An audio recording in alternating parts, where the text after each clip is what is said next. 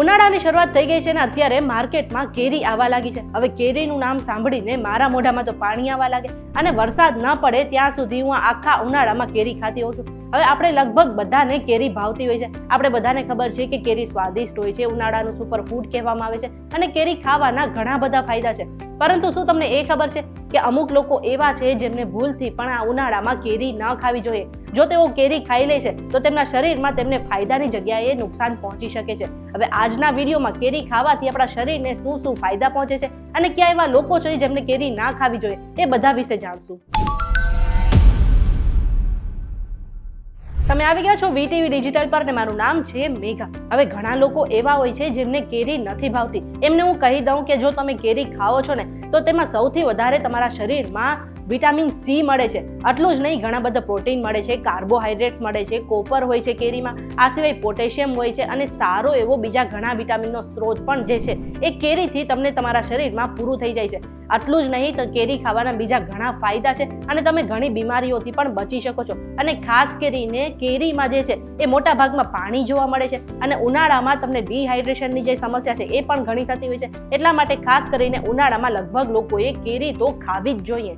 આટલું જ નહીં, કેરી ખાવાથી તમારી રોગ પ્રતિકારક શક્તિ જે છે એ પણ મજબૂત થાય છે, તમારા પાચન તંત્રમાં સુધારો થાય છે, તમારી જે સ્કિન છે એ પણ વધારે ને વધારે ગ્લો કરે છે અને આ સાથે જ તમારા માનસિક સ્વાસ્થ્ય માટે પણ કેરી ખૂબ જ ફાયદામંદ છે. જો તમે ઉનાળામાં કેરી ખાઓ છો તો તમે ડિપ્રેશન અને એન્ઝાયટીથી પણ બચી શકો છો. આટલું જ નહીં, જો તમારે વજન ઘટાડવું છે તો પણ જે કેરી છે એ ખૂબ જ કારગર છે. એવું કહેવાય છે કે કેરીમાં વધારે પ્રમાણમાં ફાઈબર જોવા મળે છે. હવે તમારા શરીરમાં જ્યારે પણ ફાઈબર જાય છે ને એ જે છે તમને ભૂખ લાગવાની જે ક્ષમતા છે તેને ઘટાડી મૂકે છે. એટલા જ માટે જો તમે જમવામાં અથવા તો નાસ્તામાં કેરી ખાઈ લો છો તો તમને આખા દિવસમાં ઓછી ભૂખ લાગે છે અને આને જ કારણે તમારું જે વજન છે એ પણ ઘટી જાય છે. આ સિવાય જે તમારું ખરાબ કોલેસ્ટ્રોલ એટલે કે બેડ કોલેસ્ટ્રોલ છે એ પણ નિયંત્રણમાં આવી જાય છે. હવે કેરીમાં જે ફાઈબર છે એના કારણે તમારી પાચન શક્તિ સારી થાય છે અને જે સારું કોલેસ્ટ્રોલ છે એમાં વધારો થાય છે અને ખરાબ કોલેસ્ટ્રોલમાં ઘટાડો થાય છે. એટલા માટે ઉનાળામાં લગભગ લોકોએ જે છે એ કેરી ખાવી જોઈએ. આટલું જ નહીં, કેરી ખાવાથી તમે બીપીથી પણ બચી શકો છો.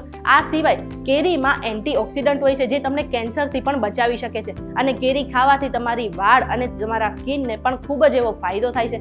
હવે આ બધા આપણે કેરીના ફાયદા જાણી લીધા, પરંતુ અમુક લોકો એવા છે જેમને આ ઉનાળામાં પણ ભૂલથી પણ કેરી ન ખાવી જોઈએ. જો તેઓ કેરી ખાઈ લે છે તો તેમને ફાયદાની જગ્યાએ નુકસાન પહોંચી શકે છે. એમાંથી સૌથી પહેલા એ લોકો છે જેમને ડાયાબિટીસ છે. જો તમારા શરીરમાં વધારે શુગરનું પ્રમાણ છે અથવા તો તમે ડાયાબિટીસના શિકાર છો તો તમારે કેરી જે છે એ ઓછી ખાવી જોઈએ. અને ખાસ કરીને ઉનાળાની શરૂઆતમાં જે કેરી આવે છે ને એ તો તમારે બિલકુલ ન ખાવી જોઈએ, કારણ કે આ જે ઉનાળાની શરૂઆતમાં કેરી આવે છે એ કેમિકલથી પકાવવામાં આવતી હોય છે અને આ જે કેમિકલ છે તમારા શરીરને નુકસાન પહોંચાડી શકે છે. આ સિવાય જો તમને ગેસ અથવા તો એસિડિટીની સમસ્યા છે તો પણ તમારે કેરી ન ખાવી જોઈએ, કારણ કે કેરી ખાવાથી આ જે સમસ્યા છે તેમાં વધારો થઈ શકે છે.